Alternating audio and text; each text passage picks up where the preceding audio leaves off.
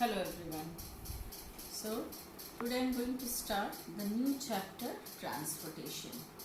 Now before this we have discussed two important life process, that is nutrition and respiration. In nutrition we have seen that autotrophs make their own food and heterotrophs they depend on the autotrophs. There are different types of heterotrophic nutrition. The food is taken for energy. And how is energy released from this food? By the process of respiration. Okay, let's consider ourselves, human beings, that food is digested in the intestine, small intestine, and we breathe in oxygen in the lung. But where is energy released from this food? In the cell. So there is a need that this food which is digested in the small intestine and oxygen which is picked up by the lung should be carried to each and every cell. Hence there is need of another important life process, that is transportation. So today we will discuss this transportation. Now you will ask that what about plants? In plants the food is not digested, they prepare their own food. But in plant also there is need of transportation. In plants we know that food is synthesized where? In the leaves. But they also need raw materials. They get carbon dioxide from air through stomata, but water is absorbed by the root from the soil and it need to be transported from the soil or from the root to the leaf.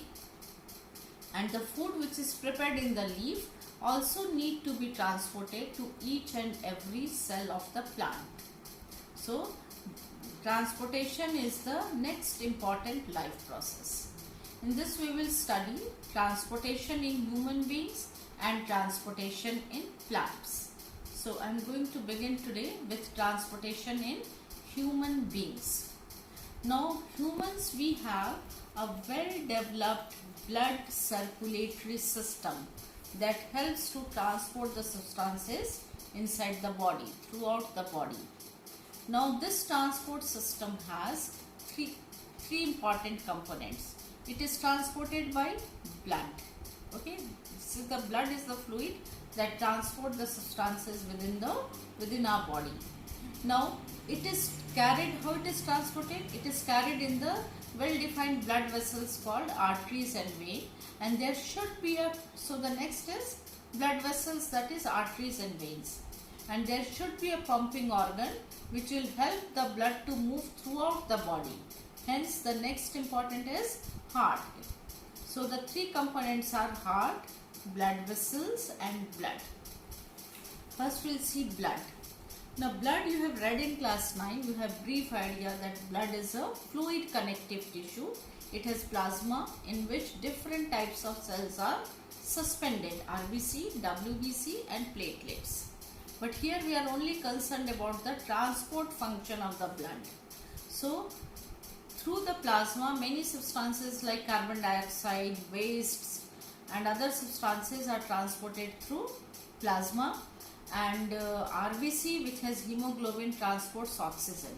Apart from this, many other substances like salts, hormones are also transported through blood.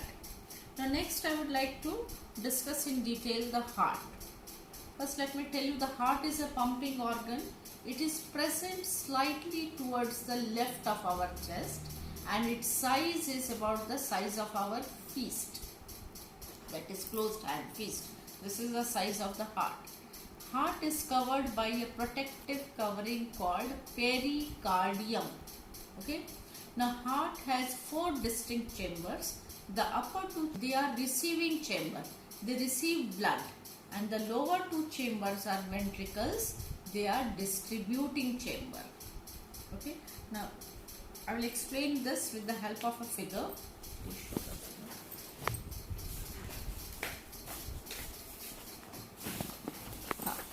I am going to draw here a schematic figure. Okay. Now see, this is the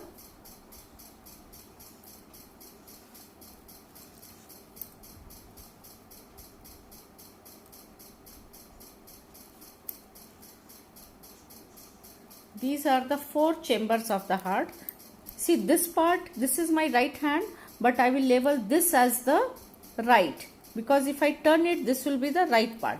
So upper two chamber, what I said, atrium. So this is, R stands for right atrium. Okay, so this is left atrium. Now this is right ventricle, and this chamber is called left ventricle. Now this right atrium receives deoxygenated blood from all the parts of the body through two major veins. See, this is the upper vena cava and this is the lower vena cava. In some book it is also written as superior vena cava and inferior vena cava. So I am just labeling here, it is vena cava. Okay, this is upper vena cava and this is lower vena cava.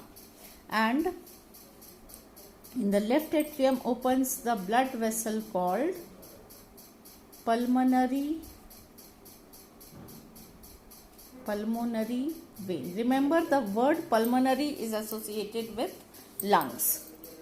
So the right atrium receives deoxygenated blood from all the body parts except lungs. Okay, so this deoxygenated blood then enters from right atrium into the right ventricle.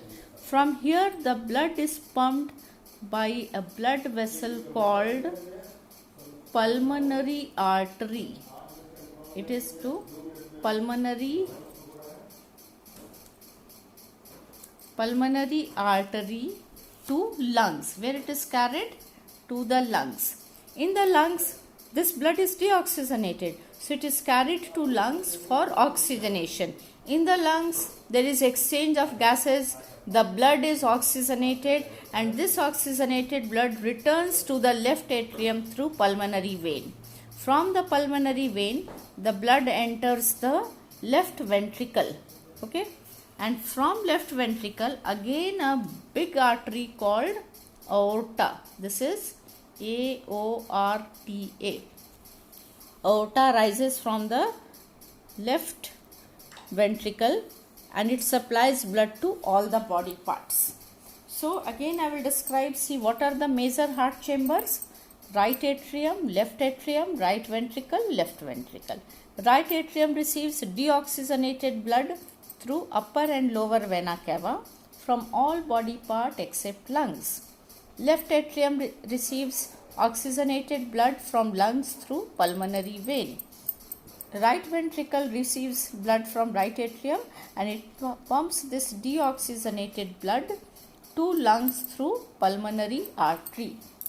And left ventricle receives oxygenated blood from left atrium and it sends this oxygenated blood to all the parts of the body through a big artery called aorta. And remember, aorta is the largest artery in our body.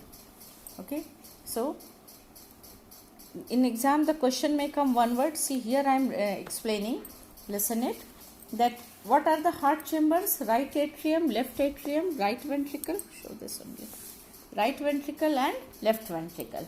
Major veins are what? Upper and lower vena cava, okay, and pulmonary veins.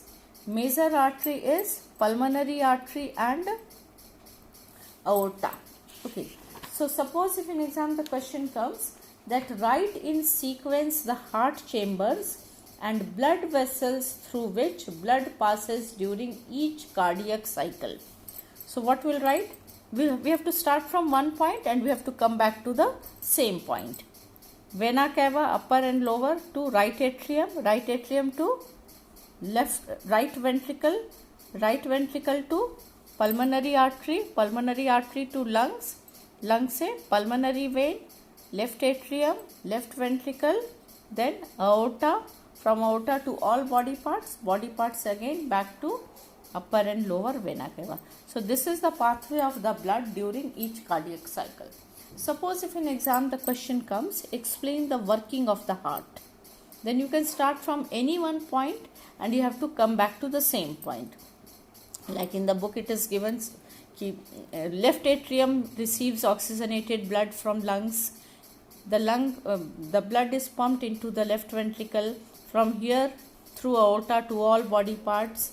From all body parts, the blood is again brought back to the right atrium through vena cava. From right atrium, blood is pumped into right ventricle, and from right ventricle back to the lungs, where it is purified or oxygenated and again brought back to the left atrium. I hope you have understood the heart chambers, major arteries, major veins, and the pathway of the blood during each cardiac cycle. Now, one thing I want to explain here, though it is explained that this is the pathway of the blood, but remember both the atrium, right atrium and left atrium, they receive the blood simultaneously. It is not that when right atrium is receiving the blood, left atrium remains vacant. No, both the atrium receives the blood simultaneously. Right atrium receives deoxygenated blood, left oxygenated blood. Then both this atrium contract simultaneously and pushes the blood into respective ventricle. Between the two atrium and ventricle, there is a valve-like structure. See this. This is called valve. Here there are 3 cusps of the valve. Here there are 2 flaps of the valves. So when they pump this valve, it is just like gate. It gets opened and the blood is pumped into the respective ventricle. Then both the ventricles also contract simultaneously and pump the blood into respective artery. The right ventricle pumps blood into pulmonary artery and left ventricle pumps blood into aorta. I hope you have understood. Now if you observe the figure carefully, you will find one thing, that the wall of the ventricles are comparatively thicker than the atrium, especially left ventricle. Okay, why? What is the reason? See, atrium have to contract and push the blood only to the ventricle, but ventricles have to contract and push the blood into distant organ.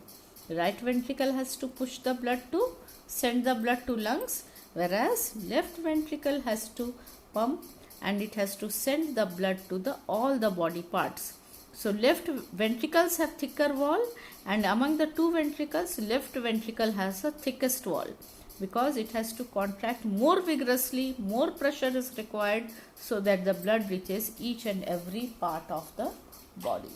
Thank you.